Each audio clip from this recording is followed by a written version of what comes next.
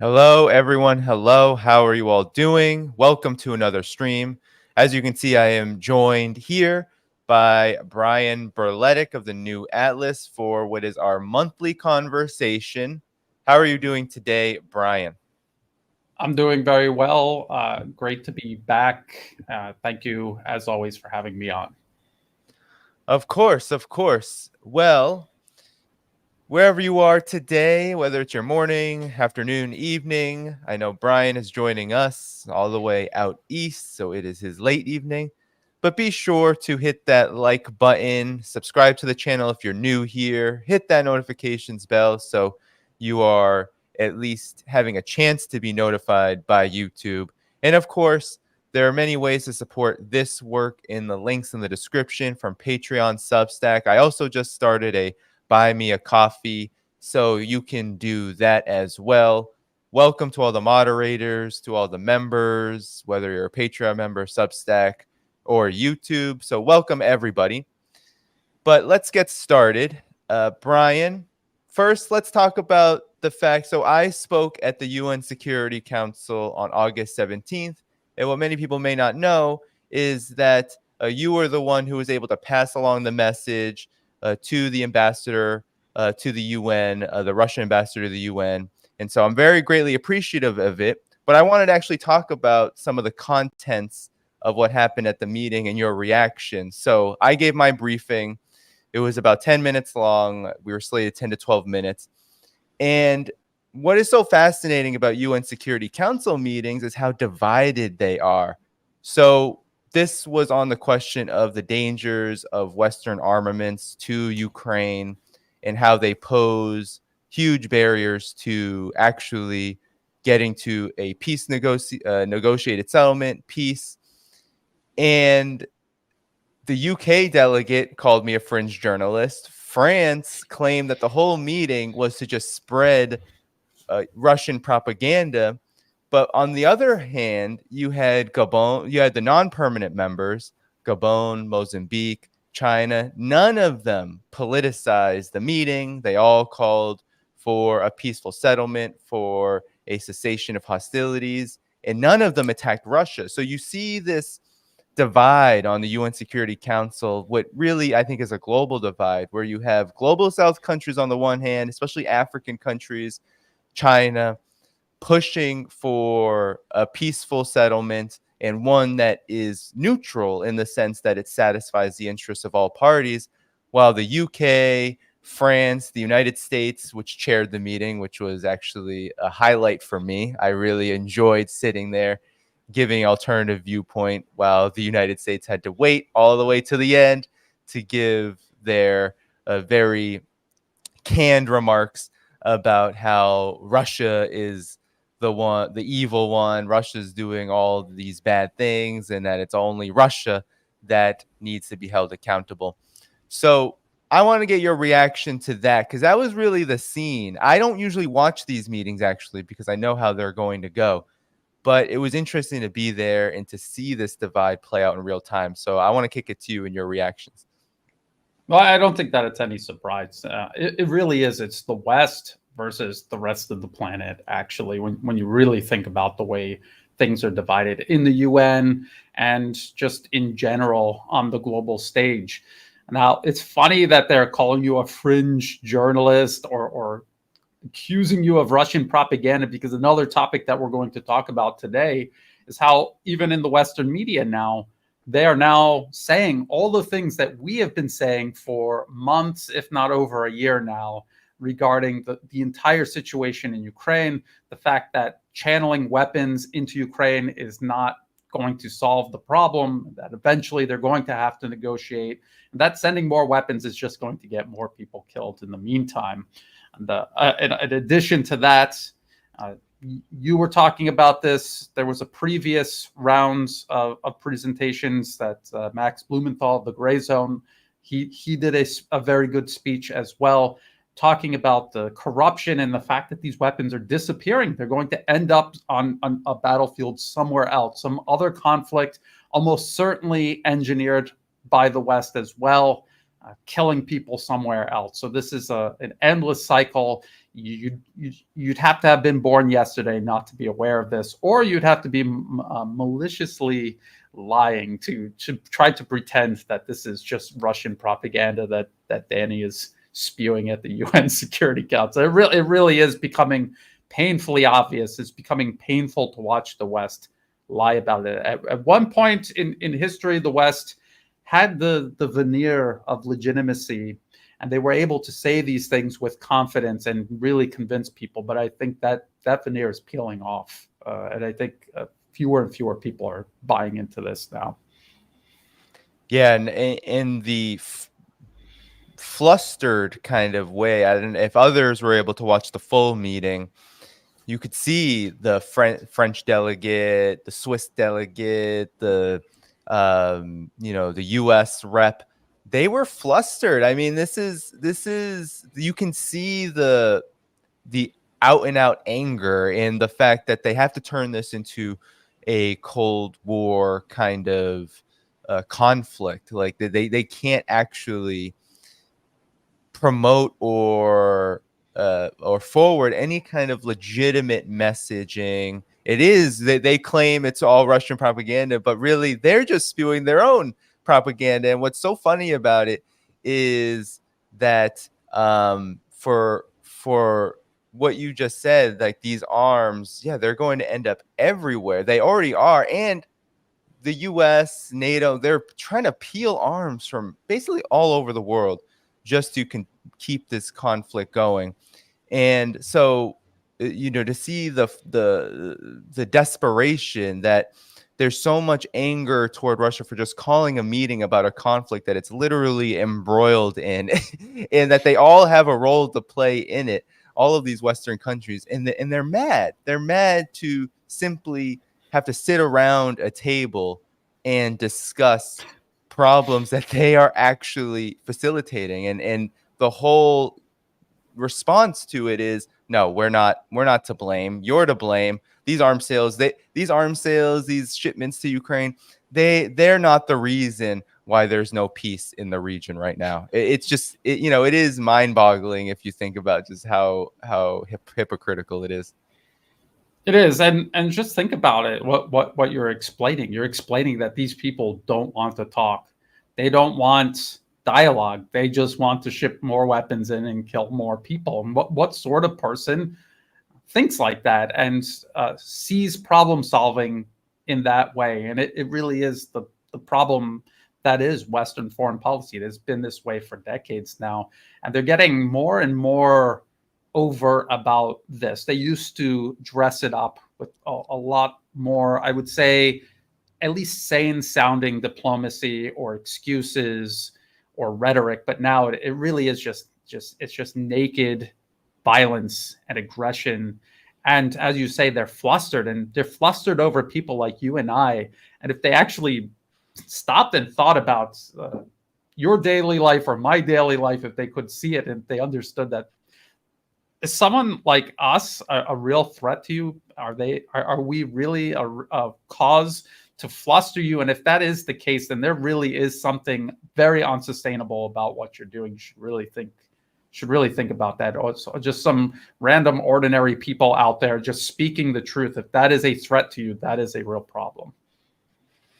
Yes, and the whole notion of calling me a fringe journalist. And what was so funny about that is when the UK delegate said, the first thing that came into my mind is I cited probably more than a few mainstream media articles, the Western media, and all of the experts that they rely on, these people who work in who work in NATO, who work in these hawkish think tanks, these neocon think tanks that they rely upon solely. And that was so ironic about it, is they were claiming I was spewing Russian propaganda, but most of my talk came from sources that they themselves would rely upon to forward their own kind of narrative. So it does go to show that there is this desperation. I think to see the way that the world is divided right now on this, it is looking more and more like they're in the minority.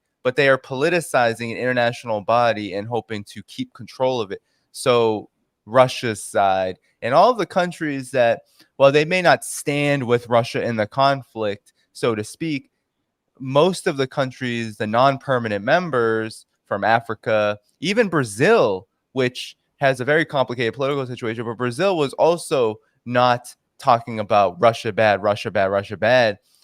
It was only the countries that, I mean, you had Malta in there, you had Albania, you had these countries that are historically so on the side of the West, basically controlled by the West in many respects. But when you have Mozambique, you have Gabon, you have Brazil, and of course China, when you have these countries speaking in a different tone, it just shows that the West does not have history on its side. And it certainly doesn't have much of the world on its side in Ukraine. Well, if you really think about what the West does as foreign policy, it is might makes right.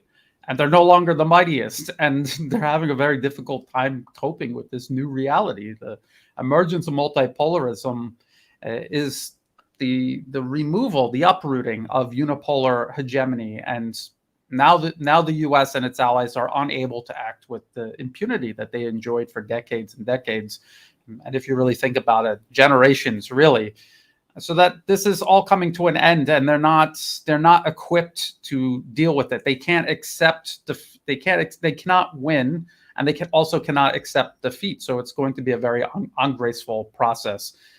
We're seeing that unfold in Ukraine right now. We watched it unfold in places like Syria, which is still an ongoing conflict. Afghanistan, also still more or less an ongoing conflict, even though the U.S. officially withdrew.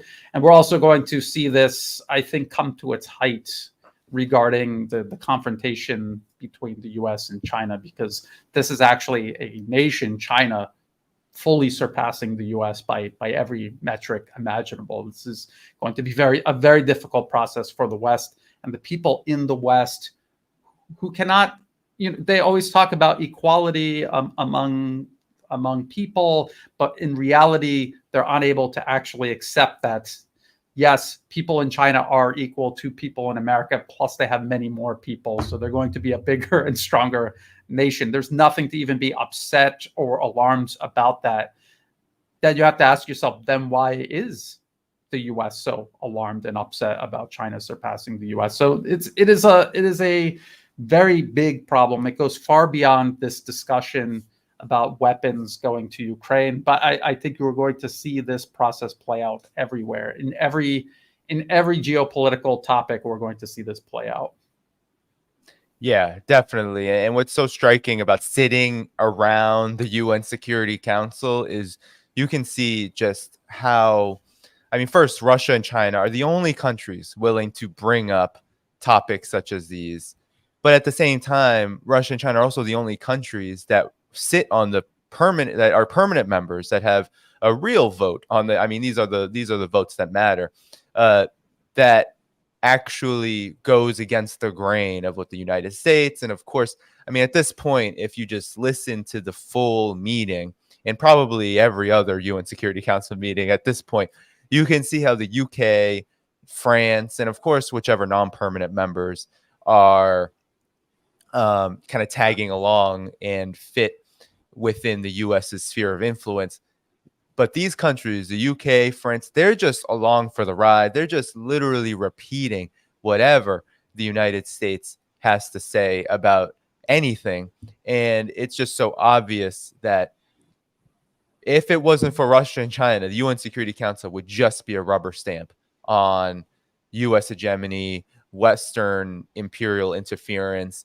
And afterward, I was talking to Dmitry Polanski, the ambassador to the UN from Russia. He was just like, the biggest problem with this body, too many Western countries, too many. Like they just dominate it, and that's the biggest problem, and it causes huge problems in terms of being able to get anything done. And this body that's supposed to be about diplomacy, international law, ends up becoming either ineffectual or a rubber stamp on aggression.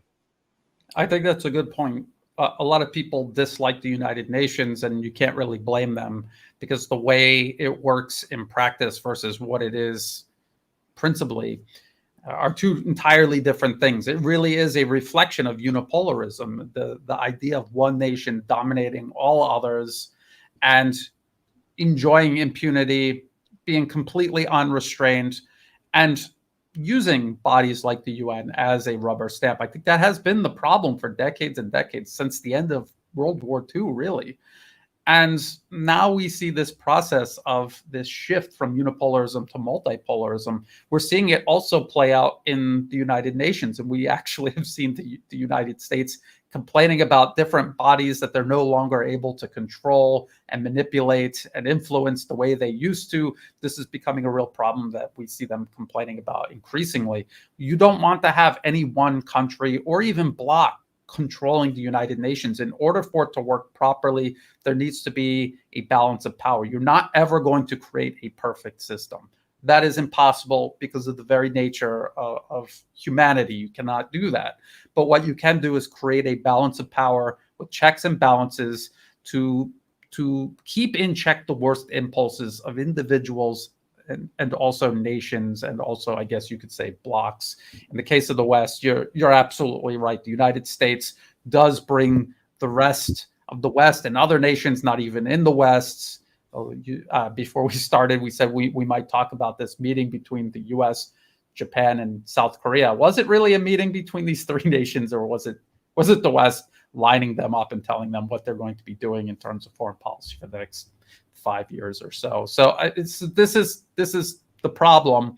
This is now changing, and as it changes, we're going to see the United States and its allies stomping their feet in protest to it. But this is something that's going to benefit everyone, including people in the West. Ultimately, having unconstrained power is not good for anyone. Even the people exercising it is unsustainable. It's self-destructive. History has told us this over and over again.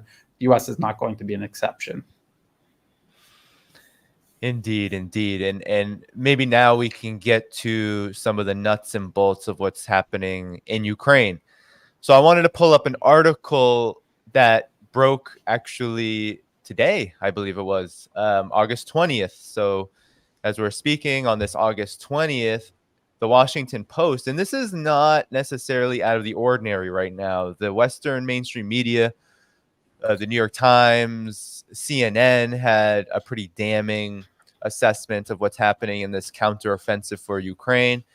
But today, very, very late, actually, or I should say very early in the morning, the Washington Post came out with this story. Ukraine is running out of options to retake significant territory.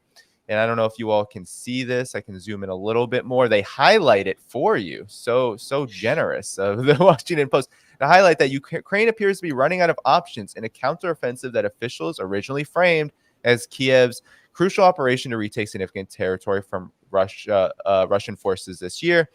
More than 2 months into the fight, the counteroffensive shows signs of stalling, which you've talked a lot about, Brian.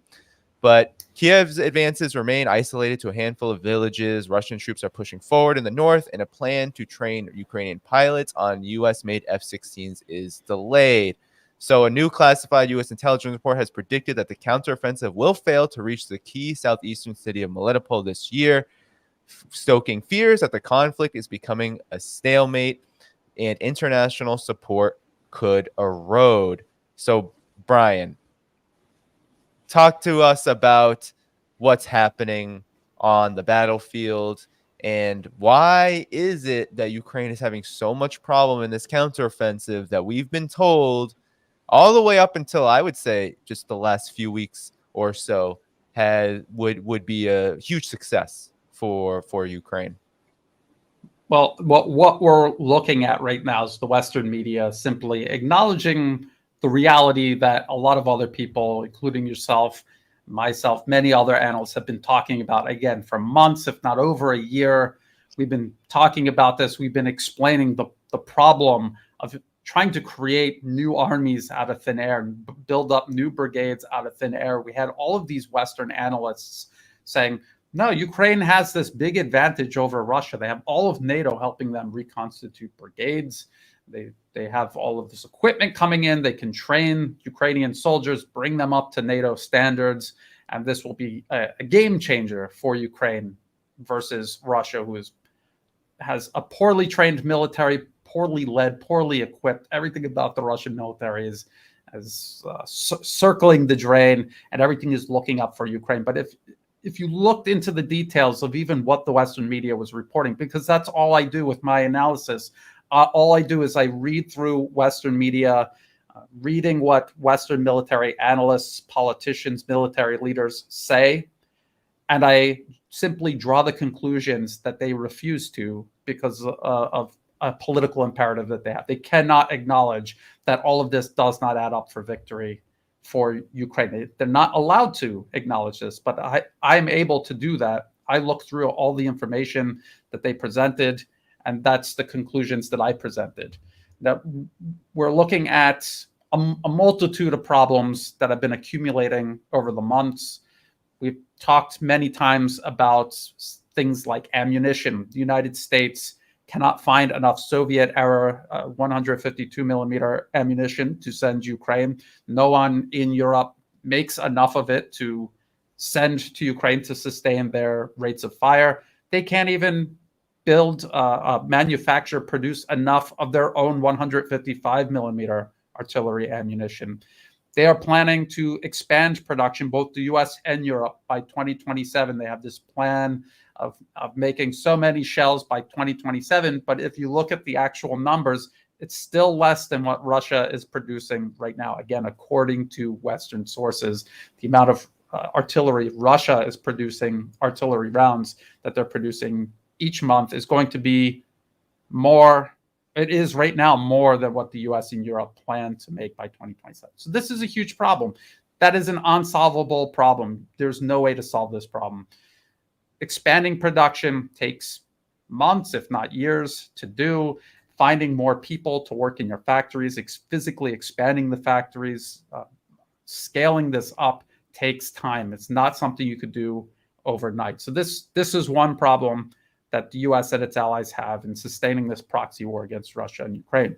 The other problem was training. The idea that you're going to take conscripts from Ukraine, give them a couple of weeks of training, and then send them into combat and have them succeed. This was a fantasy. This was never going to work. There was no way for this to work. I have explained how basic entry-level infantrymen in the US Marine Corps will train for about 5 months between basic training and then their infantry specific training. Then they go to their units and then they train some more. And if you're familiar with US military operations over the years, Desert Storm, the Iraq invasion in 2003, Afghanistan, different campaigns in different wars the US has been involved in, they take their existing trained manpower and then they train for 6 months to a year for a specific campaign. So even that training is more extensive than what they gave to these Ukrainians that were supposed to pull off this. Again, it was a total fantasy to think that Ukraine could pull off this offensive. And then the third problem is the very nature of the fighting. This is not the US invading a developing world nation with scarcely a military or no formal military at all. This is Ukraine going up against the armed forces of the Russian Federation. They are trying to take ground forces with extremely limited, almost non-existent air power and go up against Russian forces that have prepared for months, built these elaborate defenses, and then ahead of them, these extensive minefields. Russia's huge amount of long-range weapons, artillery, rockets, missiles, their extensive use of air power, also their air defenses that they have for whatever air power Ukraine is able to produce. When you add all of this up, there was no way, regardless of even if you did bring these troops up to NATO training, NATO standards, there was still no way for them to break through. They have no air power, they have no air support, and they have insufficient amounts of artillery for all of the reasons we just discussed about artillery shell production. So all of this together meant that from the beginning, before the first shot was fired of this offensive, there was no way for it to succeed. Before the offensive, for several months, actually, I said I expected Ukraine to actually break through at least a few of the layers of defenses. Russia has layered defenses. I even suggested the possibility they could retake Bakhmut, but they haven't even managed to do any of this. As I figured, the layered defenses are designed for Russia to fall back, to absorb the full force of any one particular assault if they put enough manpower and equipment into it. But they haven't even done that. We're in the third month now of this offensive, and now there's these clocks that are ticking that I've talked about also very often. The US and Europe surged large amounts of ammunition, including artillery shells, into Ukraine specifically for this offensive, but that is finite. Maybe 2 or 3 months worth of artillery shells. They brought in these 155 millimeter cluster munitions to try to extend the time on the clock for Ukraine to pull off this offensive, but it's not going to be enough. The cluster munitions are not the equivalent of the high explosive rounds that Ukraine actually needs. So these are all compromises that are part of a plan that was already doomed to fail from the very beginning. Yeah, well, and I want to get your comment then, because you definitely laid out the just in all categories of what Ukraine needs to fight this conflict and to succeed. Ukraine just doesn't have it. And I know in recent weeks, there's been all kinds of hand wringing about F-16s and the U.S. saying, oh, third parties can start sending them, and then saying, well, they can't really be trained on them anytime soon. Who knows when it's going to happen? It could take over a year for them to be truly battle ready. Now, at the same time that there's been these major issues, and the big one to me is with all of these problems that you mentioned in terms of being able to fight, it's cost Ukraine. I mean, it's cost the Ukrainian armed forces direly. We're talking about over 40,000, 43, 45,000 Ukrainian soldiers, Ukrainian troops, whatever we want to call them, dead. And then, of course, all of this equipment is being destroyed at the same time. So given that, we've also seen Ukraine desperately, I mean, it seems like every day now there's a attempted drone attack. There's attempted attacks on Moscow. I know Kursk was recently hit by a drone that I think flew into a train station, the ceiling of a train station. And I think it hurt a few people because of the shattered glass. And then, of course, in the Belgorod, the border regions, there's been constant attacks there as well. And that's just been ongoing throughout the conflict. But it seems to have escalated as this counteroffensive has stalled. I mean, is there any connection here? And could you just talk about maybe these attacks on Russian territory? What is their function? Why are they happening? It seems more and more as this counteroffensive just slogs on, I guess. It's a good question. And I'm fairly certain that, yes, it is connected.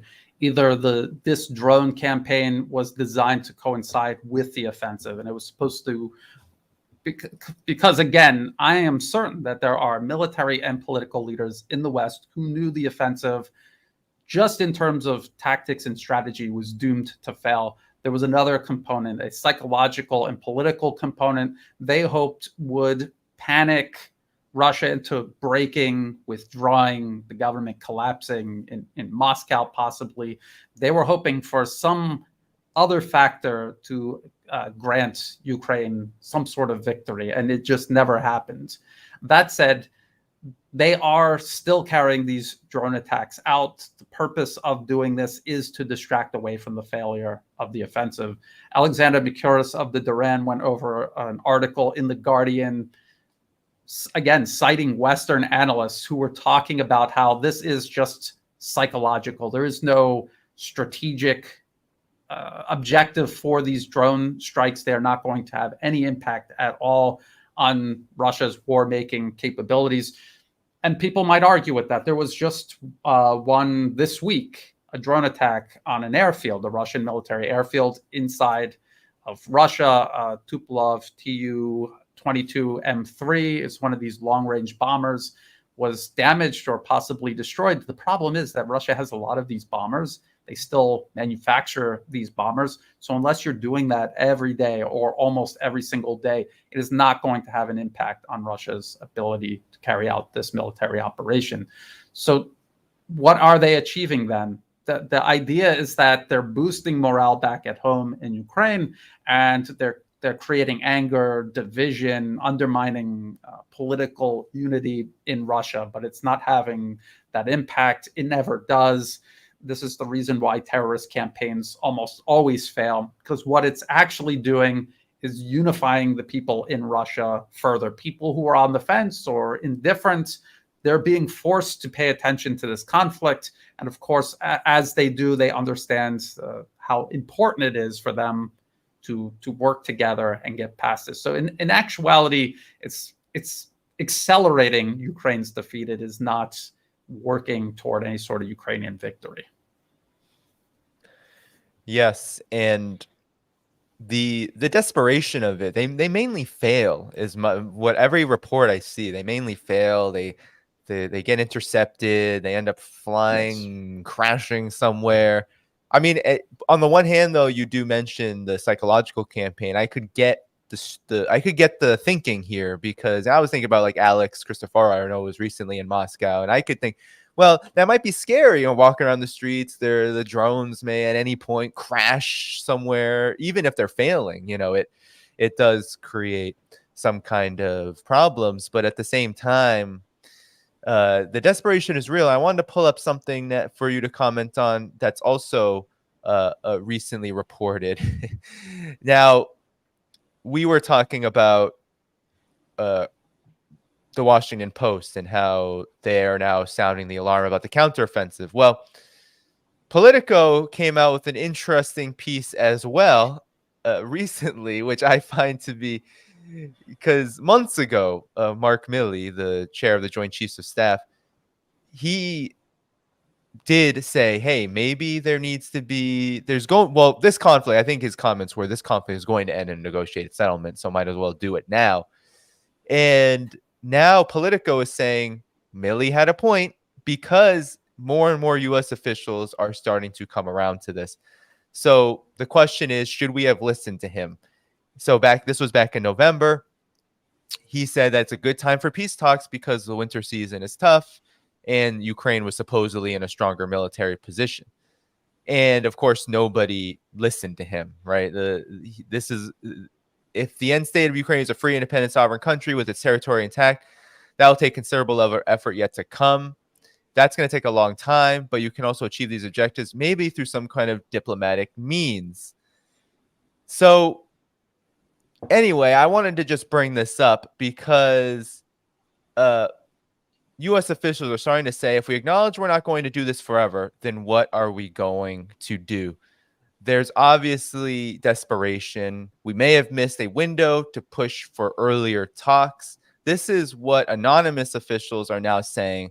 They're saying maybe we should have listened to Mark Milley. What is your take on that? It does feel very desperate, and it feels very connected to this. Well, we thought the counteroffensive was going to work out, and it's not going to work out, despite the fact that the CIA and the Pentagon both said counteroffensive is probably not going to work.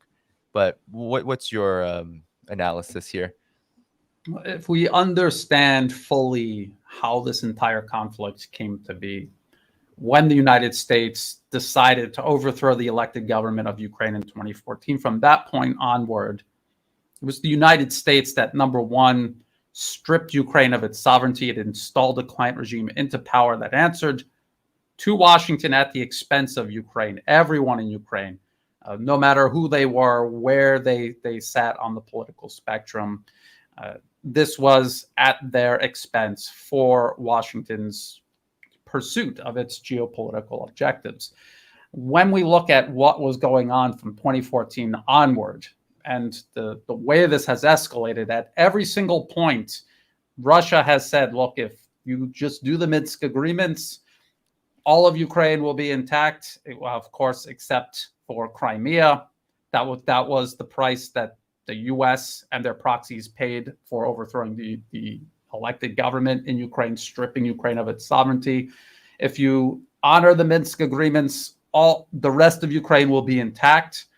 The Donbas region will have some autonomy. The Russian language will be protected and preserved. People will be left alone if they don't want to go along with this Ukrainian nationalism that the U.S. encouraged and allowed to take root. But they decided no, they're going to keep pushing, keep escalating. And so as they did, Russia escalated in kind. And now we have the special military operation. We see these oblasts now officially part of Russia. They are never going to give those back to Ukraine. And anyone who thinks that they are is, again, living in an absolute fantasy world.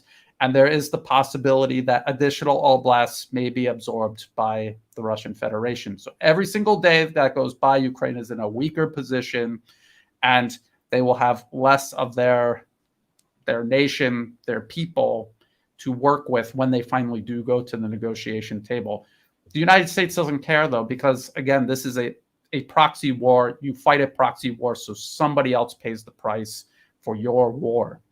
And so as long as this is being paid by Ukrainian blood, Ukrainian territory, Ukrainian economy, what motivation does the U.S. have to go to the negotiation table? Because ultimately, this is about Russia and the U.S. negotiating, not Russia and Ukraine. Kiev obviously has no say in any matter regarding this conflict. They haven't since 2014. So the U.S. has no motivation to negotiate. Even now, they still have no real motivation. We see this. It is common sense. Hey, we should start negotiating now. The offensive is a total failure. And every day that goes by, it's going to get worse and worse.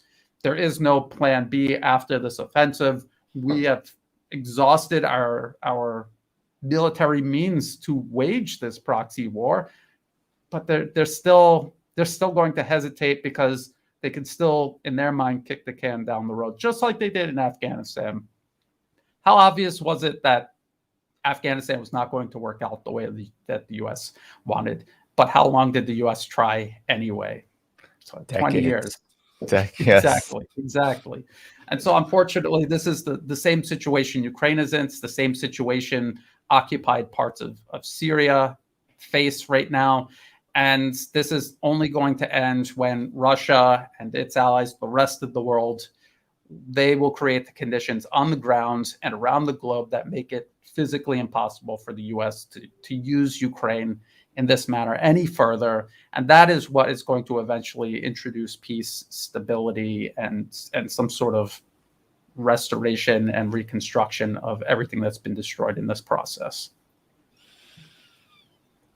And lastly, on this topic of the counteroffensive, we've also seen NATO float to Ukraine. Now, this is a very interesting spat, I think, that has now come to a head. And I think now Ukraine has rejected it wholesale. But NATO suggested, and to me, this was always a losing battle, but NATO suggested that possibly membership to Ukraine could be fast-tracked in exchange for acknowledging that it would have to give up these territories, these oblasts that you referenced earlier, Kherson, Donetsk, Lugansk, that's Russian territory now. You know, Crimea, of course. I mean, long ago. But NATO is just saying, okay, acknowledge these territorial concessions, Ukraine. You can be a NATO member, right? And perhaps that would curtail the worst excesses of this conflict, possibly get that pause that I think actually the United States and NATO, as an instrument of the U.S., is actually seriously considering. But Ukraine's parliament immediately rejected it, came out with this document. It was a rabidly, you talked about nationalists, this like far right fascistic nationalists. Not only did they reject it, but they said, no, we are going to take back the territories. Then we're going to deport all the Russians out of these territories, which is exactly the problem that Russia has responded to in the special military operation, which is the treatment of Russian speakers, ethnic Russians, and of course, anyone deemed Russian, which could literally mean just anyone who opposes the special military operation. So to close on this Ukraine piece, your assessment of this. Well, it's very interesting when you really think about it. If you look at Ukraine and Ukrainians, they are a part of Russia. They have been historically. These ultra nationalists have created a fiction. They believe in a fiction that does not exist in reality, or they're trying to make it manifest itself in reality, again, out of whole cloth. And this is what the US does all around the world. They cultivate these type of proxies who do not exist in reality, and they have these extremely irrational foundations that they're trying to build on, and everything that they build on top of this irrational, shaky foundation is likewise compromised. So the US has an unsustainable foreign policy. It uses unsustainable proxy forces to try to achieve these objectives. And I think that's what we're seeing unfold in Ukraine. It's a two-pronged problem where it's something the US actually cannot achieve, and they have a group of people that they're using as proxies that are incapable of achieving it, even if it was these. Just think of the type of people that would enlist with the United States against their own actual best interests. What type of people would do that? And are these people capable of achieving all of these things that they desire? Taking back all of the territory of 1991 borders, I think they say. Is that actually a realistic objective? And if people are pursuing an unrealistic objective, what should we conclude about their leadership qualities, or even their ability to do basic reasoning? This is a problem the US has always had. Their proxies have always been very questionable, incapable, incompetent people that need their hands held. That's why the US picks them. Nobody else would fulfill this role. And so it's a self-feeding loop. And it always, I would say, mostly results in very predictable failure. And unfortunately, we're watching that failure unfold in Ukraine. And it's not just these people, these proxies that are going to suffer. It's everyone else, absolutely everyone else in Ukraine, and even anyone near Ukraine. Yes, this conflict is surely, I mean, it's surely going to continue, and the consequences are just going to continue to mount, especially and in particular for Ukraine. Now, I would like to talk about Asia a bit, about developments there, knowing that this is something that you really also focus on. And first, where it seems like where we always have to start is the escalations again around Taiwan. So you had the Democratic Progressive Party, the DPP candidate Lai Ching-te. He came to the United States the week of August 12th. He made 2 stopovers, I believe, in San Francisco, New York. It was there was a lot of tensions. There were protests against. There were, of course, protests for, because of the nature of the U.S.'s role in all of this. And you now have the Eastern Command of the People's Liberation Army conducting military drills, which is also pretty predictable given how in past so-called official visits that the United States arranged, whether it was Kevin McCarthy in California meeting with Tsai Ing-wen, whether it was Nancy Pelosi all the way back in August 2022 meeting with Tsai Ing-wen in Taiwan. There are military drills occurring, and China is saying this is a stern warning to those who are interfering in the affairs of Taiwan. Now, you've also talked about the issue of the latest arms package that the U.S. has sent to Taiwan. And I'm wondering if you could just maybe put together this story, this narrative, like what is going on now. And despite all of these so-called diplomatic visits that the U.S. has engaged in the last several months, it seems like things are going to be quite contentious if Biden and Xi Jinping end up meeting in October, as is at least tentatively planned. So I'll kick it to you now. Anything the United States says in any meeting with China is meaningless. We've watched this play out for years and years now. It doesn't even matter who's in the White House. They say one thing, they do another. You look at the US State Department's official website, US and Taiwan relations, where they talk about the one China policy, recognizing there is only one China. Taiwan is part of it. There's only one legitimate governance, the People's Republic of China. We do not support Taiwan independence. We do not have an embassy in Taiwan because it's not a country. They're admitting all of this out of one side of their mouth. Out of the other side, they're saying we're going to continue arming Taiwan and we're going to continue supporting political parties that are in pursuit of separatism from the rest of China. And what we're watching is a repeat of the same process the US just carried out in Ukraine, where you had Ukraine, which was previously part of the Soviet Union, and before that, the Russian Empire.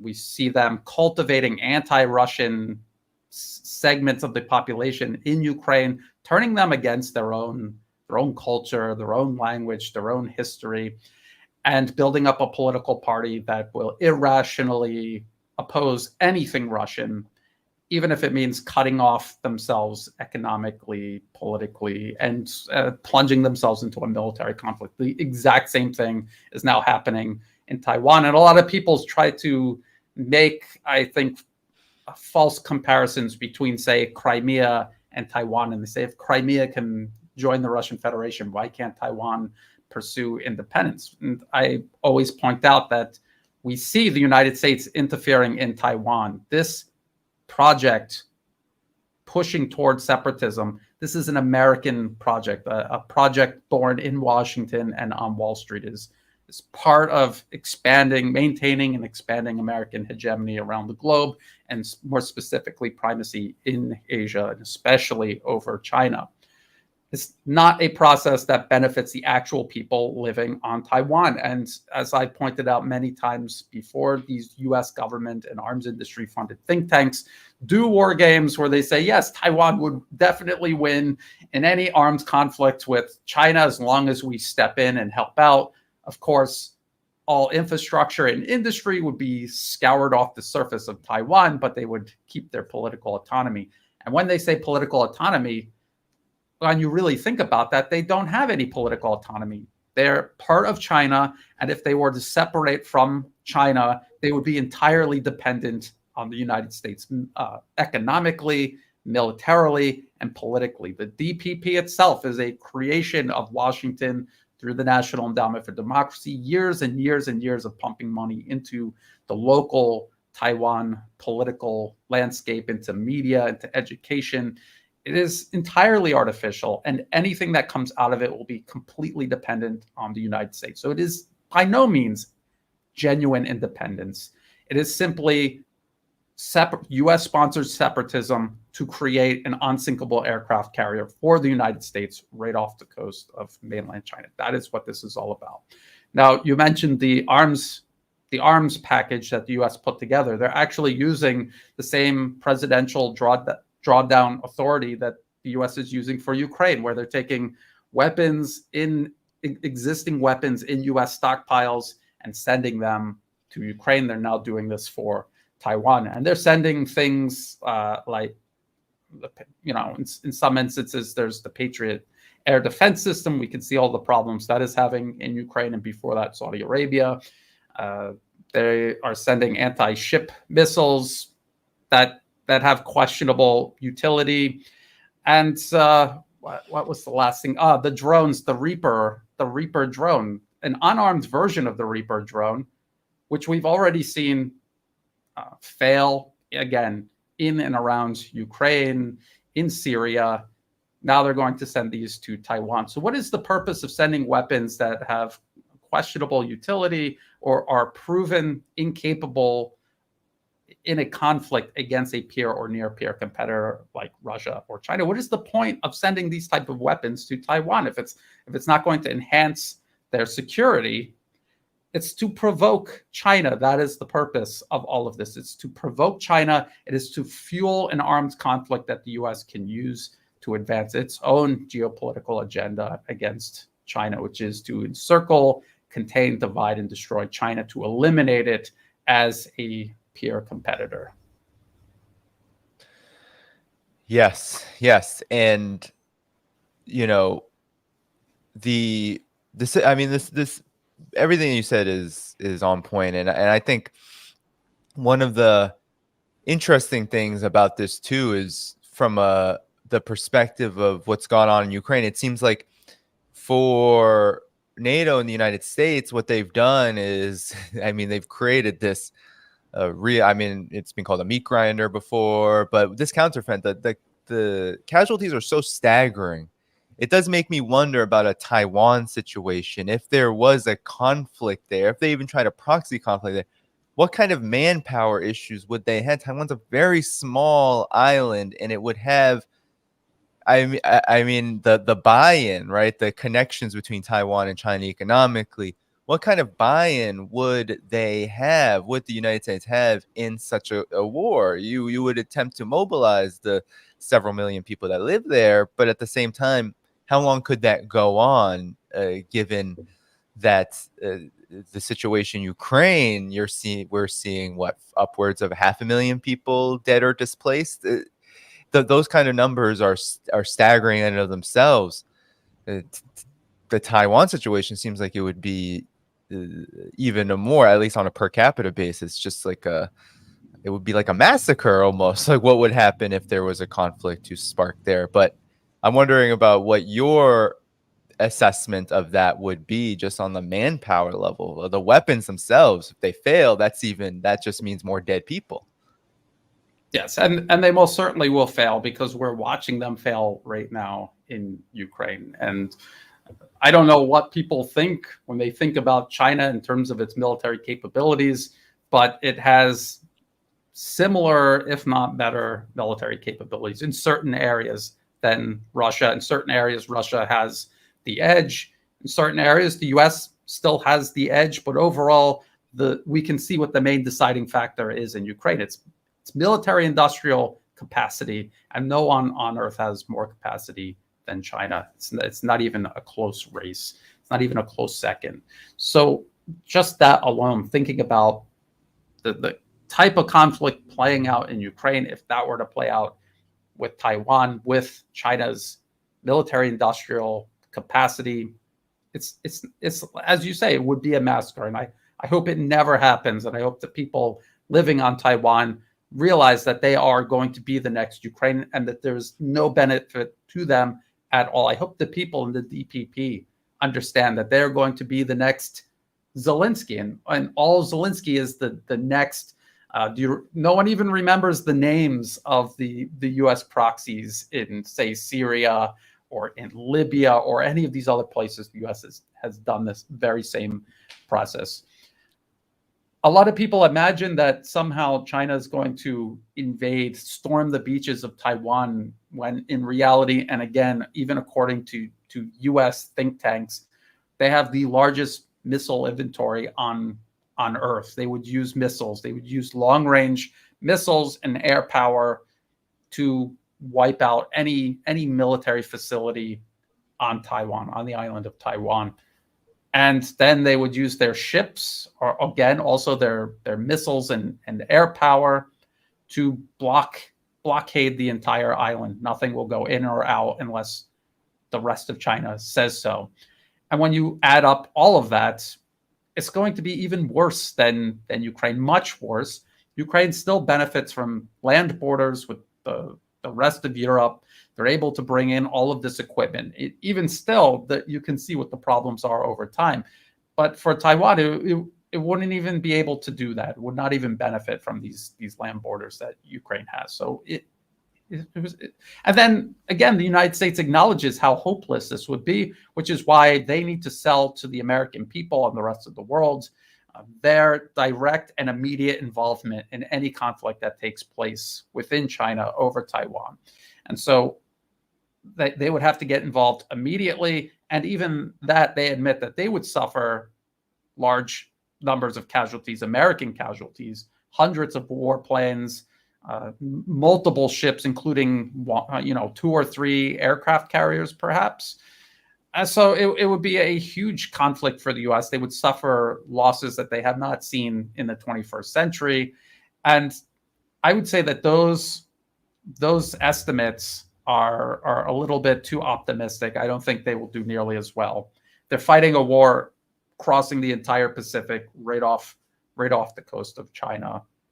That is China. That is to China's advantage. Yes, indeed. And I wanted to ask you about, you made a comment on how the DPP is going to become the next Zelensky. And what's so interesting about this is that the DPP has kind of been in this position for a while now. It has represented the party of separatism, of so-called Taiwan independence. And the approach of Lai Ching-te is interesting. And I wanna just pull up. So Josh Rogan, the House neocon over at the Washington Post, immediately, he was actually at the stopover. He met with Mr. Lai Ching-te during. He says, "Why is China so afraid of Taiwan's vice president?" So, this is, unfortunately, Lai Ching-te is leading in the polls, but of course, the political manipulation that's going on in Taiwan could very well be a big reason for this. But I want to just scroll down to how he concluded, because I think this is the psychological operation that is happening. And Lai is building his campaign on this statement, on these kind of statements, saying that despite its lack of recognition, Taiwan is a democratic country with its own identity, politics, and culture. It was never ruled by the Chinese Communist Party. It never wants to be. These are facts that will endure whether Lai wins or not, and that's what truly worries Beijing. And if you read, he had an article in Bloomberg, an interview in Bloomberg, Lai Ching-te did, and he basically says these kind of things. He says, while we don't want conflict with China, Taiwan is independent. It's always called the Republic of China. It was never ruled by the Communist Party of China. And that is why Taiwan is already independent. So Lai Ching-te is already campaigning on this idea that Taiwan is independent because supposedly it's the Republic of China and is not governed by the Communist Party of China in the same way as its other mainland provinces. So to me, it's a complete distortion of history. But I'm wondering about your take on it, because it is very dangerous, given that the stopover was arranged by the United States. I mean, he wouldn't be able to do what he did if it were not arranged by the U.S. And he's speaking like this, and he has Josh Rogan, sipping tea with him. And this guy, he was the first guy to talk about China as the blame for COVID. He has been he's literally acknowledged by the establishment as like a resident neocon within the mainstream media. He's a war hawk, and he specializes in promoting hawkish stances on China. So given all of this, what is your take on the direction that Lai and the U.S. are taking in terms of the political side of this, promoting Taiwan independence? Again, people have to look at the history of the status of Taiwan to really understand it. The idea that the current government of China that does not rule over Taiwan, yes, it does. It's recognized by the UN. It's even recognized by the US officially.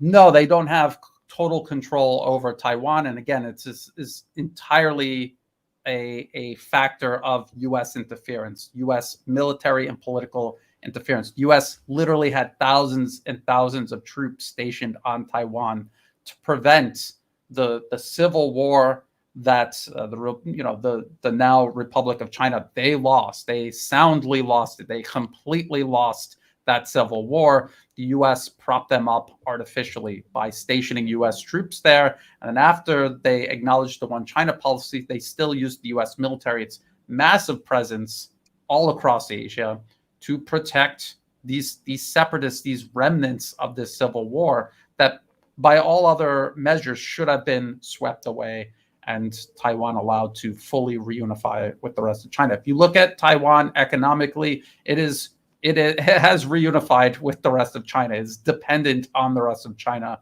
for its economy. And the vice president of Taiwan will find out very quickly if they decide to declare independence that, no, you're not independent. You're not an independent entity in any shape, form, or way. Your economy will immediately collapse. Again, very similar to the way Ukraine unraveled and collapsed, although it'll be much, much worse for Taiwan.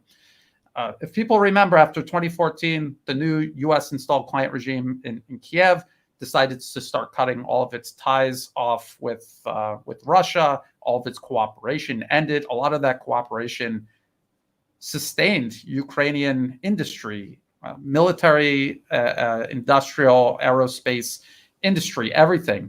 And it all started to unravel and collapse to where it really doesn't exist anymore. The exact same thing will happen to Taiwan. They have the semiconductor industry, electrical component industry. Their largest source of imports are from the rest of China, and a lot of those imports are crucial inputs to these crucial, their largest and most important industries. So this is another fantasy world that the US has created, that their proxies in Taiwan live in, just like in Kiev. It is not reality. And eventually that fantasy world is going to collide with reality. It's going to be very unpleasant. Unfortunately, this very small handful of people that the US has built up over time in Taipei, they're going to bring the rest of Taiwan's population down with them. And they will also hurt the rest of China in the process.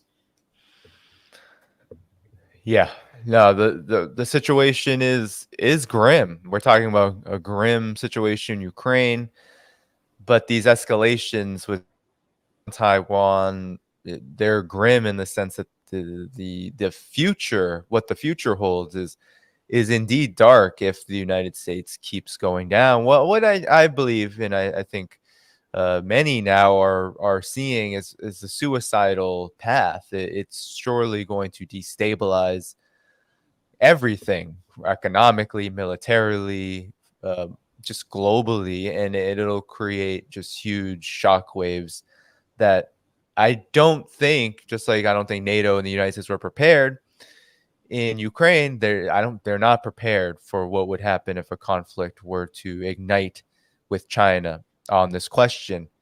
Now, speaking of not being prepared, the United States is trying to get prepared, it seems, for a larger conflict. And of course, one of its many strategies has been to try to corral so-called allies in the region, in the Asia Pacific, against China. And the biggest, which China is furious about, and rightfully so, was this trilateral summit recently held. I believe it was held just a couple days ago. The U.S., Japan, and South Korea, they met at Camp David in the U.S., agreed to expand security ties at the summit amid China and, of course, North Korea DPRK worries. And so Biden said that the nations would establish through this summit communications hotline to discuss responses to threats.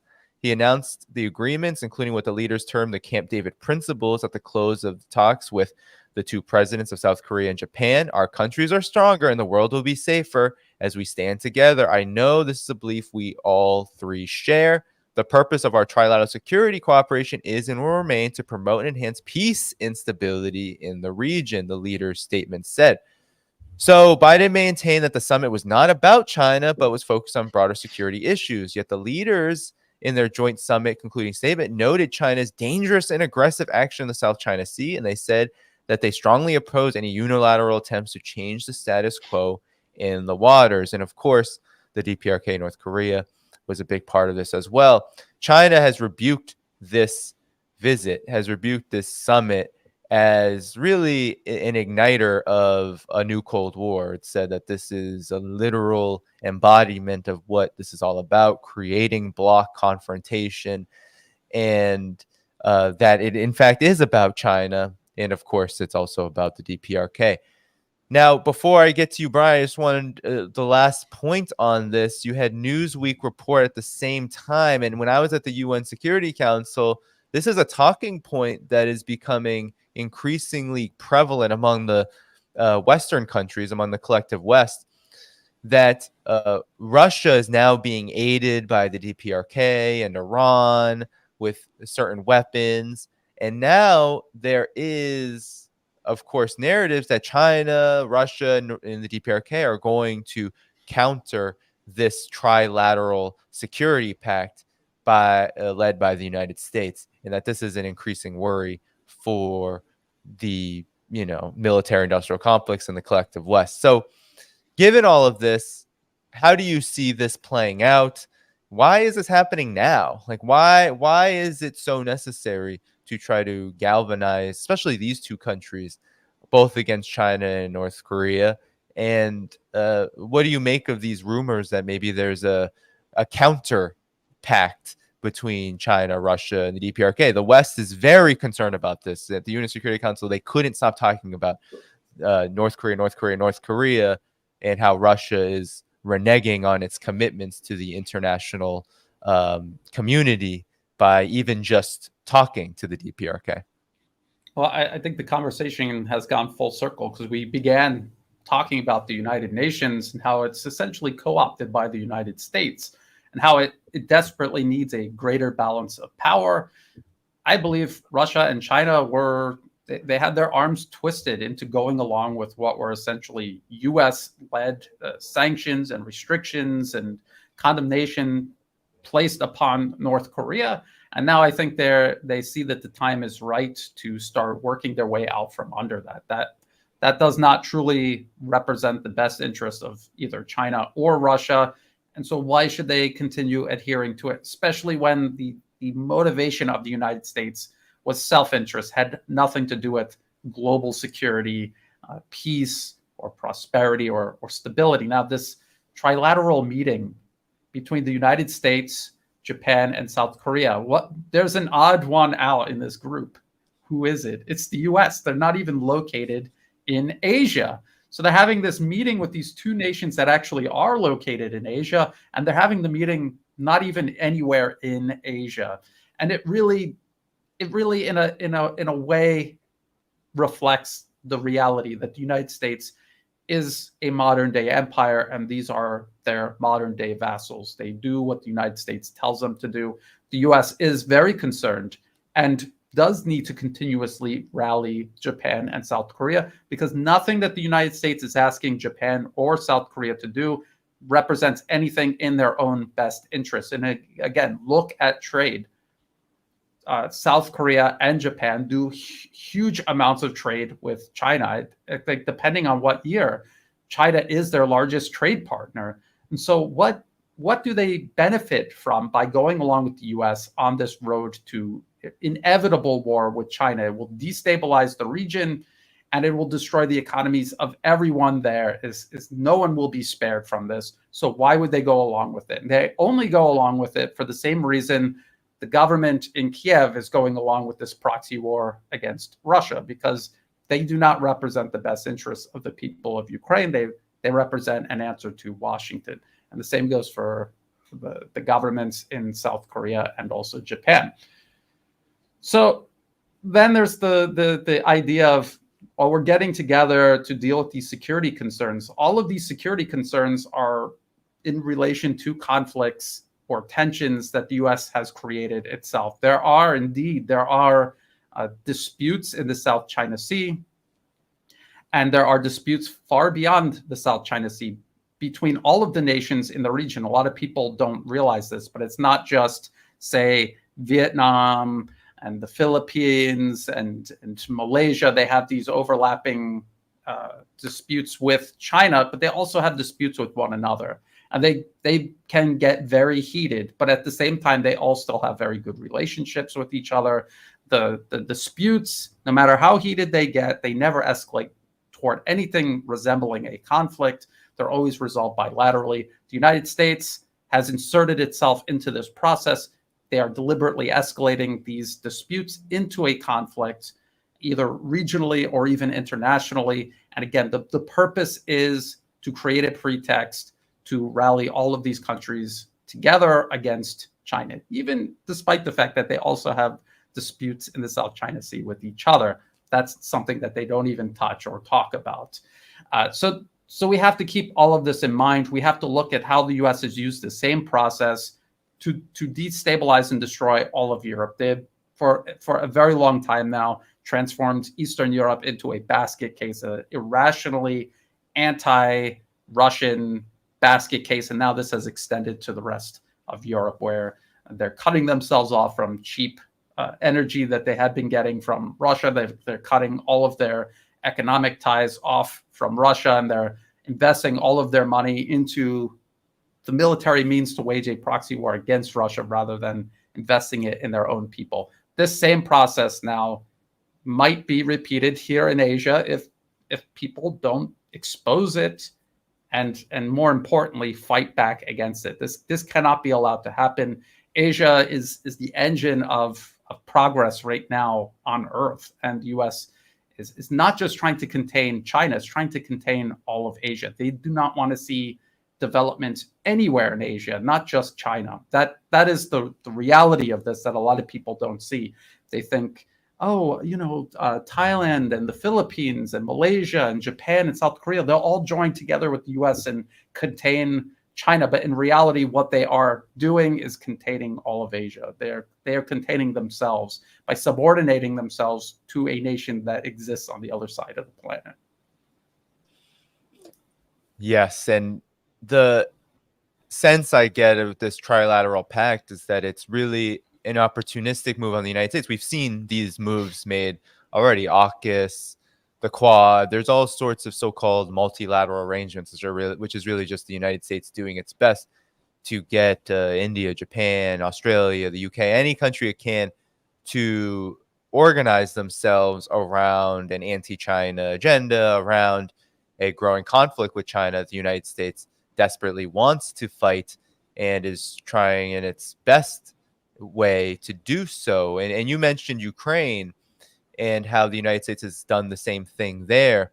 One interesting thing, when I was at the UN, Japan's delegate, I completely forgot that Japan was there. And one of the reasons why I forgot was because the delegate's remarks to the meeting, which was called by Russia, could have been written by Antony Blinken himself. I mean, there was no difference between how Japan views the Ukraine conflict and how the U.S. views it, at least in how it was framed at the UN Security Council. So that speaks volumes about the political situation that Japan is in. South Korea, of course, you had American Pie, Yoon Suk-yeol making a fool of himself several months ago. So obviously there is a political opportunity here for the United States to take advantage of, and that's what they're doing. But you said it best. How is this going to benefit either South Korea or Japan? It's likely to it is angering China, and China themselves brought up the fact that any attempt on these countries to basically arrest their own development for the sake of the U.S. is suicide, and it really does amount to a new Cold War. Yeah, and something else I want to point out is that I have lived in Asia almost my entire adult life, and I have seen it transformed with the rise of China.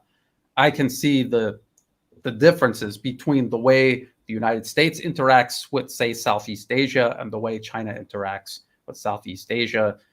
Southeast Asia is still coping with what the U.S. did to it during the Vietnam War. They destroyed Vietnam, Laos, and Cambodia. There are people who are still dying or being maimed by U.S. ordnance that have yet to be cleared from these countries. The U.S. gives these token amounts of money to demine and eliminate these unexploded ordnance, but it's not nearly enough to actually mount a very serious effort to do it immediately, which is what the U.S. should have done. They should have cleaned up their mess. They have not even cleaned up their mess. They surely have not invested in this region. There is no major infrastructure project that the U.S. has ever worked on over all of the decades. They held more or less primacy, and as they were the sole superpower after the Cold War. Then China comes along. They're on the rise, and you could see them physically building infrastructure, driving development across the entire region. When they built their high-speed rail line through Laos, the first modern railway Laos ever had, they had to clear out those U.S. dropped ordnance that have been sitting there, endangering people's lives, killing people, maiming people since the end of the Vietnam War. And it really is this contrast between the US, which bombs and destroys, and China, which comes in and invests and builds, physically builds tangible things that you can see, touch, and use to improve your life. And this is a story that can be told about each and every country in Southeast Asia. And when you look at the US-backed political opposition parties, all they're about is condemning China, poisoning people against China, and more specifically, protesting these actual development projects. Could you imagine that there's actually people here in Thailand protesting the Thai-Chinese high-speed rail, because the line that goes through Laos now under construction here in Thailand, and the US-backed opposition party not only protested it, said it should be canceled, that some kind of science fiction hyperloop should be built in its place, but they also go up and down the line, visiting villages, and almost certainly through the help of US-funded NGOs, teaching the villagers how to complain and oppose and delay the construction for as long as possible.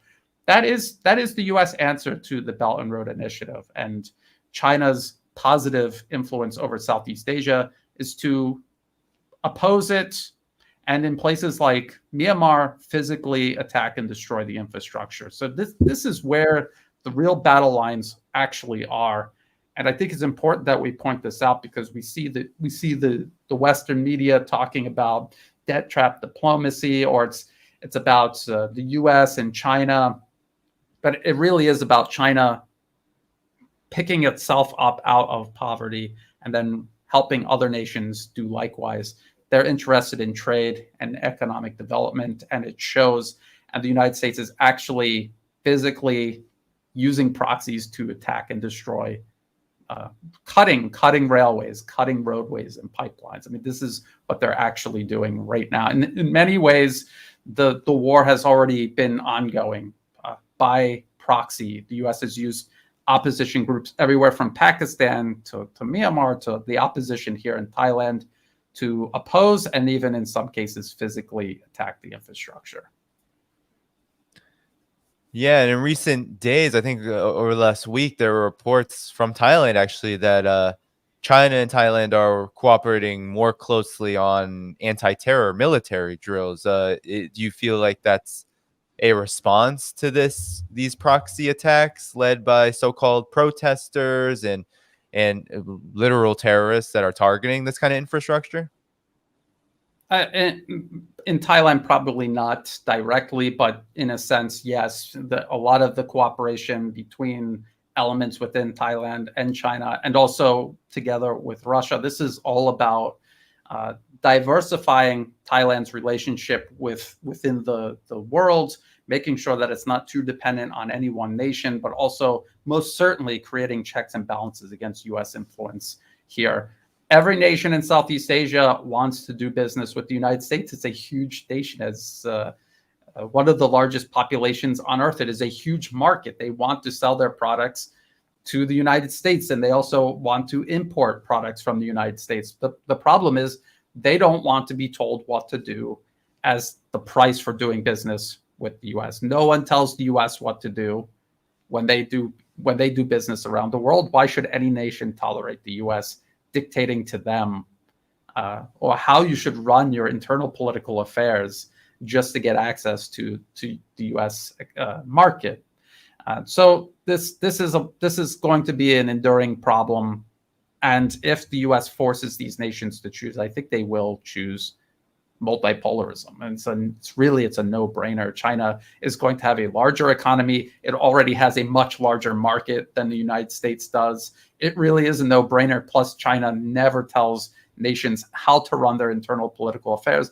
They don't even have an equivalent of the National Endowment for Democracy to do it if they wanted to. So these are all things people should consider. It really is that obvious and overt. The differences really are that obvious. People in the West, having lived their entire life in the West, having not traveled overseas or looking genuinely in the way other nations run their internal affairs, they can't imagine that there's other countries out there that just want to do business. They imagine that every nation has to have the same sort of urge to meddle and interfere that the US does. But in fact, no, It really, around the world, nations actually do just want to do business. They really have no interest in controlling or micromanaging the internal affairs of their neighbors, let alone nations on the other side of the planet. Then what would you say then, maybe to close on this point of the Trilateral Security Pact and its larger significance that you just outlined just very much in depth? What would you say then to those who, especially CNN had a large report about this, The Guardian, you covered this, there were these 11 naval vessels that sailed supposedly off the coast of Alaska, and these were Russian and Chinese naval vessels doing their third such drill in the region.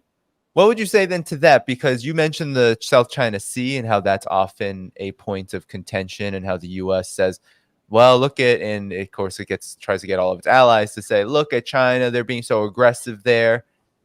What would you say then in response to this? Because you did a really good video debunking just the facts of what was happening. And maybe you can put that in the context of why China does hold naval drills, why it does have warships in its own territorial waters. Why is it that it's framed as aggression in the case of how the United States and, of course, the entire Western mainstream media reacts to these kind of things? Well, we're all aware that of the United States and its Navy sailing its ships all around the world, using these ships in interventions, invasions, and occupations of other sovereign nations around the globe. They're militarily occupying Syria, for example, still to this day. When they are sailing their naval vessels, say, through the Strait of Taiwan, they are right off the coast. They're between 80 to 100 kilometers off the coast of China when they're doing this. They're sailing through the South China Sea, claiming they're there to ensure the security and freedom of navigation of maritime shipping, when all of that shipping is mainly China's. It's either going to or coming from China. So no, they're not there to secure it. They're there in case they need to stop it. That is the whole point of all of this. Everything that they say in reality is it's an inversion of reality. Then, and I have seen people say this before this became a big news item. I had seen people say on Twitter, saying, Brian, you're complaining about U.S. ships sailing 80 kilometers off the coast of China, but Chinese ships sail off the coast of the U.S. So I thought that sounds strange. I think I would have heard about that if that was true. And so when you start doing the research, that's how the lie starts. They're sailing off the coast of the U.S. Well, where? I mean, when you hear that, you think California, or you could see them from New York City or something. But in reality, it's Alaska. So like, okay, it's Alaska. So then you're like, well, what do you mean? Because if you're familiar with the geography of Alaska, it's not that clear cut. Is it the main part of Alaska, or is it these islands, the Aleutian Islands, that stretch all the way over to Russia? And then when you actually look at it and find on a map where these Chinese and Russian ships were sailing, if you have Alaska and then you have this long tail that are the Aleutian Islands, it's all the way at the end of the tail. It is in no way the equivalent of the U.S. sailing 80 to 100 kilometers off mainland China, off the coast of cities with millions and millions of people living in them. These islands that Russian and Chinese ships were passing by are mostly uninhabited. There's nobody living there. Or if there are people there, it's like a research station with 5 people living in it or something. So it is not equivalent. Notice how the Western media never mentions these actual details. They say off the coast of the US, if you do a little digging, off the coast of Alaska. And then if you do some more digging, finally, yes, there's the Aleutian Islands. You can see the Aleutian Islands stretch all the way over to Russia. And so right there at the end, as those last little bunch of islands, that's where these ships were sailing. And if the United States was minding its own business, it didn't have a single soldier standing on foreign soil, and if they weren't sailing their ships off the coast of China, and China and Russia were doing this to the Aleutian Islands, you could say, well, that's wrong. America's minding its own business. can't you sail some other way to stay away from those islands if it's sensitive issue for the U.S.? But that's not the case. Far beyond where the Aleutian Islands end, the United States has tens of thousands of troops stationed in South Korea, in Japan. They're expanding their military presence in the Philippines, and as I just pointed out, they're sailing ships right off the actual coast of mainland China. They also have a small and growing presence on Taiwan itself, which they recognize as Chinese territory officially, but unofficially they are preparing to peel it away from China. And that includes a de facto military occupation of the island. There are U.S. troops right now on Taiwan, which is illegal in every sense of the word. It is and think about if it was the other way around, would the U.S. exercise the sort of patience and restraint that China is exercising right now in regards to Taiwan? The answer is almost certainly no. So people try to make these equivalents, and they can only do it if they leave out all of the actual details and if they avoid ever pointing out where this is happening on a map. If you look at where this is happening on a map, and if you start digging through the details, you can see how it is not equivalent, not in any shape, form, or way. Danny, you're muted. Yeah, sorry. So I've been accused of this. I'm sure you have been. When you bring up these details, it's, oh, what aboutism? You're saying, well, what about this? Well, when I was sitting on around the, as this briefer, this lowly briefer, I'm there to just, give a presentation on the topic. But as I'm there listening to the delegates of these countries speak, especially the collective West countries, I'm thinking, wow, you really do think it's not even just that they completely ignore the US's and their own military provocations, but they also dress it up, and the justification is, well, it's some kind of arsenal of democracy, that these weapons are not the problem. They're just defend freedom of navigation. They're defending freedom of navigation. It's their right to give arms to Taiwan. Look, the Taiwan Relations Act says so. So there's always a justification for this kind of behavior.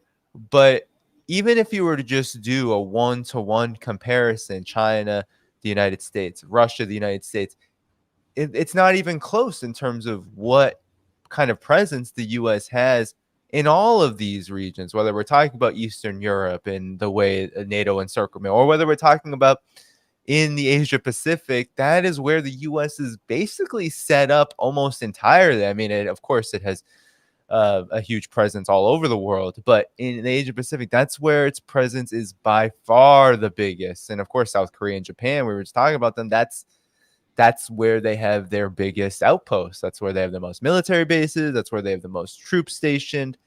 And China, Russia do not have anywhere close to that kind of presence anywhere in the world. And it's just so funny because you always hear the mainstream media talk about China disparagingly in terms of its capabilities, but Russia, I think, even more so given the conflict in Ukraine. And I think there's now a saying going around the neocon foreign policy establishment saying, well, Russia is just a gas station with nukes, and that to me, that to me just says it all, because they'll often say, oh, well, look how small its military budget is. Look at how, it just doesn't have any kind of capabilities like we do. And meanwhile, look at what the United States is doing around the world. Look at its presence. And none of these, it's hard for me to be polite because these delegates are just spewing this nonsense about Russia being the aggressor, and of course they feel the same about China. And you just want to say, you can't look in the mirror. This is you. You're spewing the propaganda. You're the one causing all of these problems around the world. And there's so much cognitive dissonance that, as you said, Brian, people will be like, well, what about, look at what China's doing in the South China Sea, and look at what Russia's doing in Europe. And it's like, what do you think that's in response to? And don't countries have the right to defend themselves? And does the U.S. have any right to do anything in these parts of the world, let alone all of the violence and chaos that it's caused because of its operations and its mere presence? But anyway, that's I'll get off my soapbox and kick it back to you. No, well, no, you're right. And this accusation of whataboutism, it's not whataboutism. As I explained, it's not even remotely equivalent. There's no equivalency at all between what the U.S. is doing and even what it's accusing Russia and China of, let alone what Russia and China are actually doing. Now, you mentioned the Taiwan Relations Act. There's also this thing called the Six Assurances that you always hear someone like U.S. Secretary of State Anthony Blinken bring up when they're referring to the One China policy. So the One China policy, which is the U.S. officially recognizing Taiwan as part of China, the People's Republic of China, the only legitimate government of all of China. Then they mention the Six Assurances in the Taiwan Relations Act. And what these are, and they passed it almost at the same time as they recognized the One China policy. These immediately undermine or void the U.S. One China policy. So if you look through the Six Assurances or the Taiwan Relations Act, it's basically undermining the official position of Chinese sovereignty over Taiwan, reserving the right to continue sending weapons. Even though we agreed with the Chinese to eventually stop sending weapons to Taiwan, we don't actually really have to. And what it is signed and dated documents demonstrating how dishonorable the U.S. is when it comes to foreign relations, when it comes to negotiating and dealing with other nations.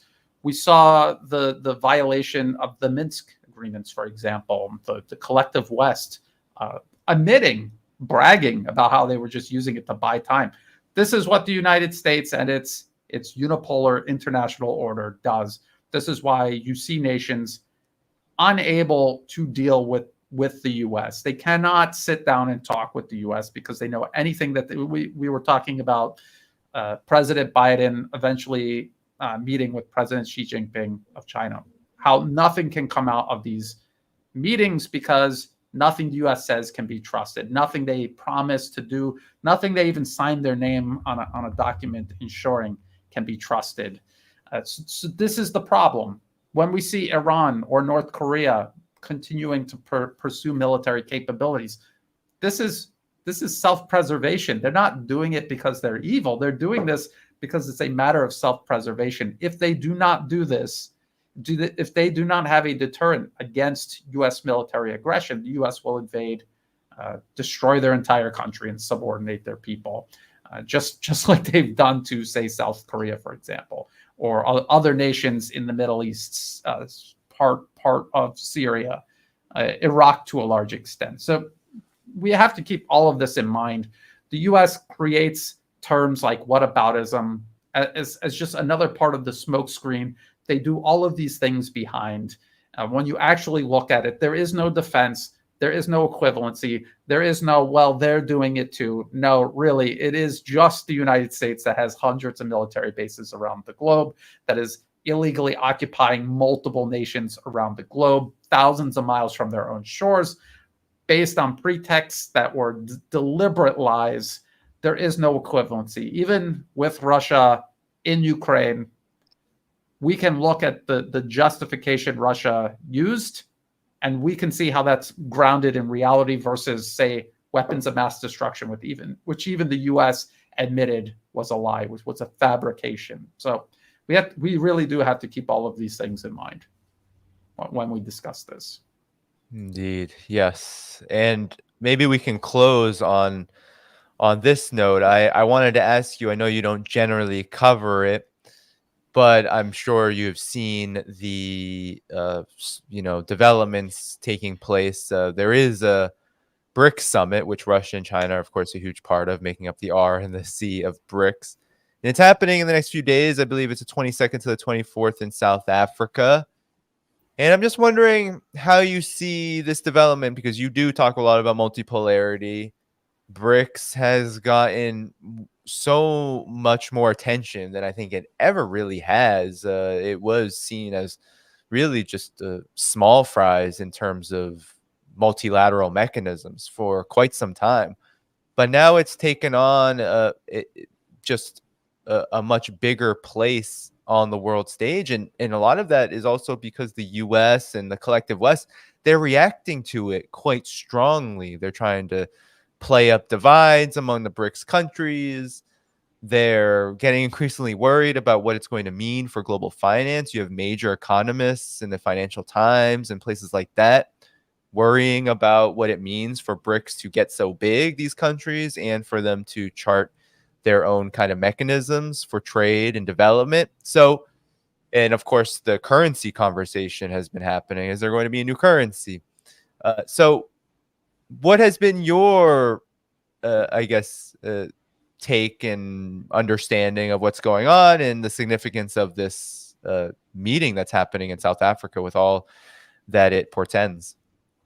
Well, this meeting specifically, we'll just have to wait and see what substance comes out of it. I think the United States has attempted, and as it has been doing, say, in Ukraine now, they focus on these superficial points of contention. Say, Russian President Vladimir Putin not going to the meeting. Does that really impact the outcome if something of substance is actually decided on or implemented at this meeting? Does it matter whether Russian President Vladimir Putin was there or not? I think it doesn't. And this is what the United States has found itself depending on more and more matters that are superficial rather than matters of substance. Now, anyone who has been paying attention to geopolitics for many years knows that multipolarism is an incremental process, has been brewing for years, if not decades. BRICS has been around for a very long time. And just like you said, it has been a very long journey for people who have been following it closely. It's been a very long journey from when it was introduced to the kind of traction that it has now, where you have a waiting list of people wanting to join, and the sort of optimism that surrounds it. I guess there always kind of was optimism, but now it's in a much more tangible sense. There is the talk of all of these alternative financial systems for banking, transferring money, currencies. Everything is being discussed. That's what multipolarism is all about. It's about a balance of power, and it's about creating functioning alternatives to the systems and mechanisms currently monopolized by the U.S. in its unipolar international order. So there's a lot to it. There's a lot that we have to pay attention to. We have to follow these developments closely, and we have to understand that this is something that is not going to happen overnight. Although I will say that a lot of the things that we see now developing in terms of multipolarism in general, or regarding BRICS specifically, it has been happening a lot faster than I thought it would. Although it's still going to be a very long process, it is happening much faster. And I think that is something we will continue to see as the US system becomes more unsustainable. It's going to collapse faster and faster. And as it does, something else will fill the void. And luckily, these nations, BRICS and other groups and organizations, they have been working on a constructive way to fill that void, luckily. And a lot of people worry that, say, China or Russia, they'll just replace the US. They'll just become the next US, the next hegemon, dominating the planet and imposing injustice on everyone. But as you can see, the whole system that is multipolarism is designed to avoid that from ever happening. You have to think of the people involved in this giving up that opportunity. China, for example, giving up that opportunity to be the sole hegemon and inheriting U.S. empire like the U.S. inherited from the British. What does that say about the leadership in Beijing versus the leadership in Washington, or before that, London? So I think this is a lot for people to take a look at and consider. This is not just the next empire taking the place of the US. This is actually a fundamental shift.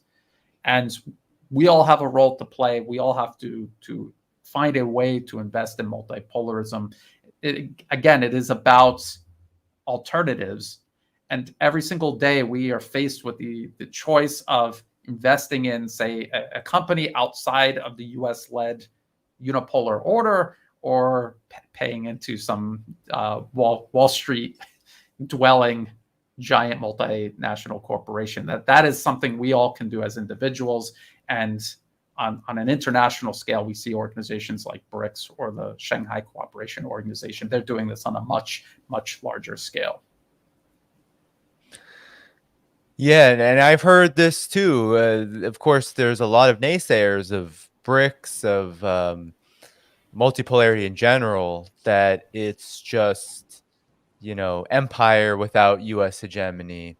I've also heard things like, well, BRICS is coming together and that's good because they're all on the side of peace, and diversifying development is a good thing. However, all of their financial systems, each individual country, they'll say, has a neoliberal model of financing, meaning that they're only for private companies, they're only for privatization, they're not for people-centered investment.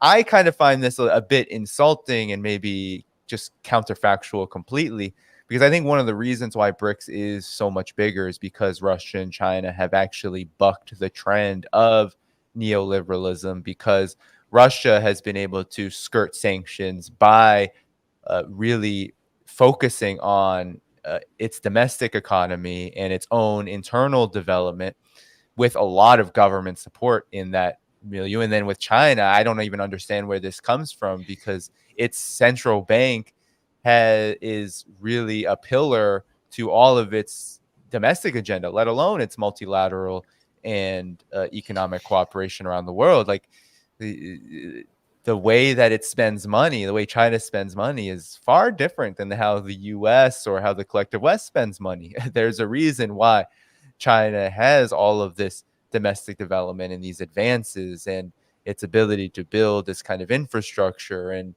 if you look at it, most of that is being done by companies that are connected to the state in one form or another. Usually they're just completely state owned, and the financing is coming from a state-owned Chinese central bank. And so I just don't really understand it, but there is this nihilism and this naysayer kind of mentality in the collective West that this isn't anything really to write home about. It's not really an alternative. I'm wondering how you feel about it.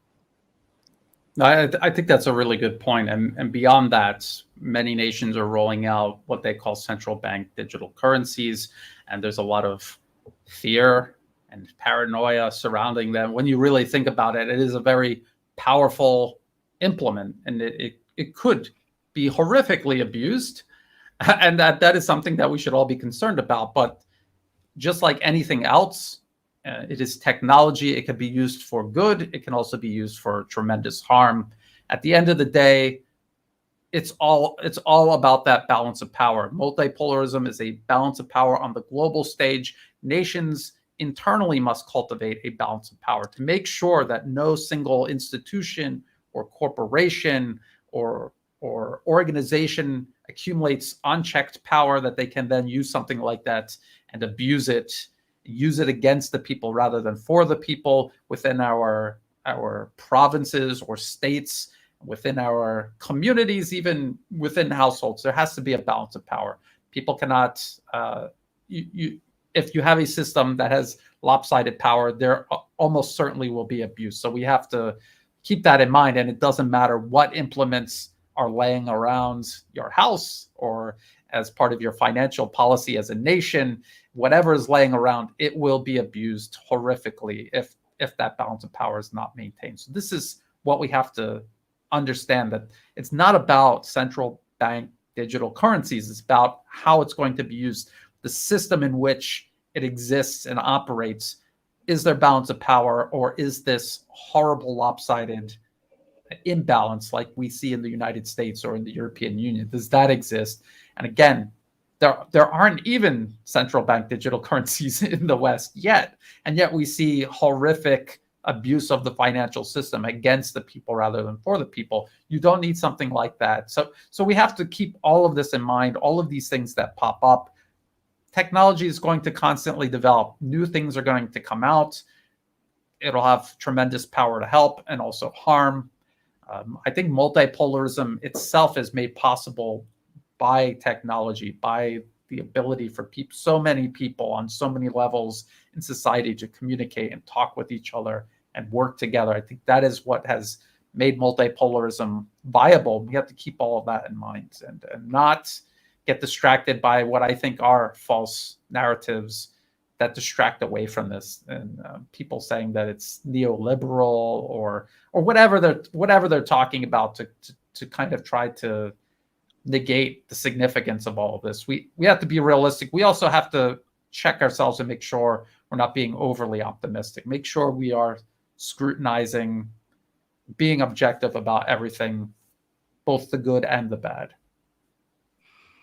Yeah, the optimism. I mean, I haven't really there's BRICS Summit programming happens each year, but the optimism around this one was so high that it was almost as if there was an understanding that, oh, we're going to get a whole new global foreign reserve currency out of this summit, which is highly unlikely.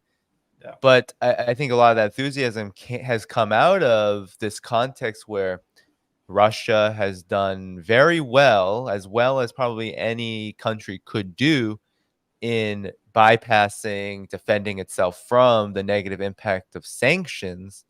And of course, all of this comes in the context of China's own rise economically and how that has led to a pretty large shift globally, where much of the global south is just increasingly strengthening ties with China, and it's leading to political changes. We've talked here about Saudi Arabia and Iran negotiating normalization between the two countries in China.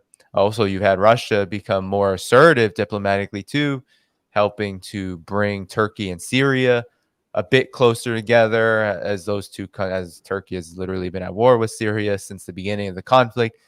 That has changed dramatically with Russia's assistance. So the world is seeing this, the world, even in Nigeria. I know we didn't get to talk about it, but even in that part of Africa, the fear of the United States around Wagner and its presence in Africa, given that a lot of these countries have asked Wagner for assistance, it shows that, yeah, there is a new day on hand. And I think some of this nihilism, I think the contradiction of this over enthusiasm and perhaps this under enthusiasm, this like lack of nihilism almost, comes from maybe an inability in the collective West to really grasp the significance of this in real terms, because it's largely happening without the collective West. And that's a tough pill to swallow, I think, because usually the collective West is supposed to be at the center of all things, right? It's supposed to be the most advanced, quote unquote, civilization and exceptional and all of these things. But a lot of these developments are happening without its participation at all. You even have France begging at one point in the last several months, begging to get into the BRICS summit. Of course, it was denied, and understandably so, given its position on the conflict, its double dealing around China, but also just its relationship with a lot of these countries seeking to join BRICS, South Africa notwithstanding, but the rest of the African continent too. So I think it's a tough pill to swallow for a lot of people in the collective West to be kind of on the outside looking in, or not even looking in, because it's hard to understand what's going on.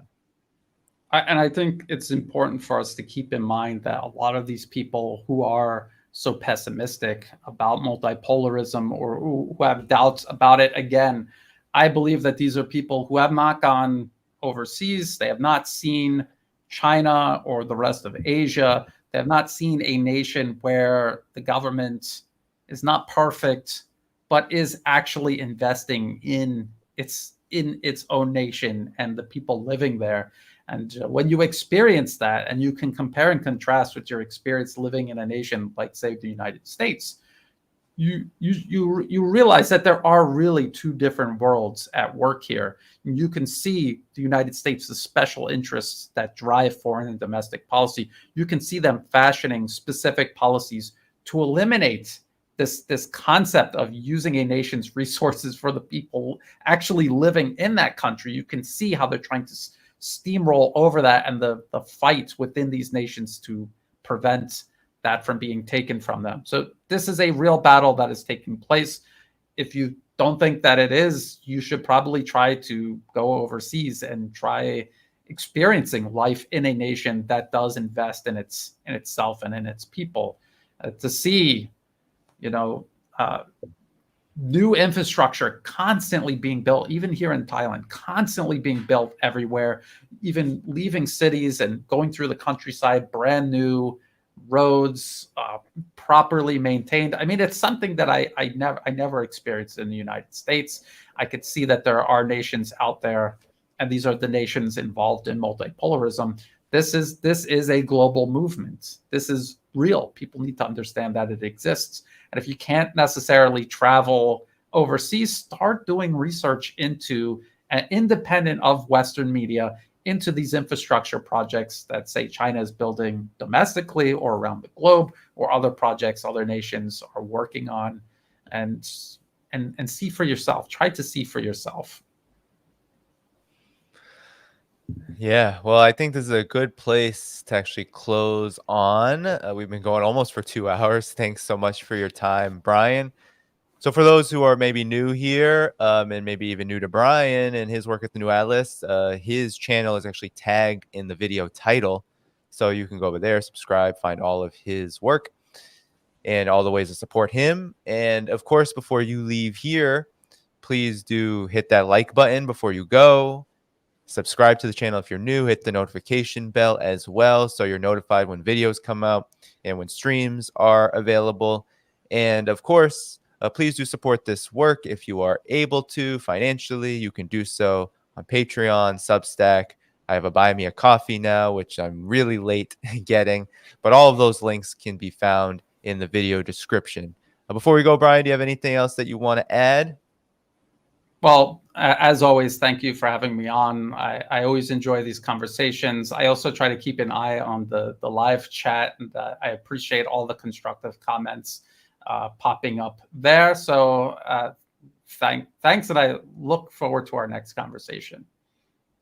Of course. All right. With that said, everyone, take good care. Have a good rest of your Sunday, or if it's Monday for you, go to bed.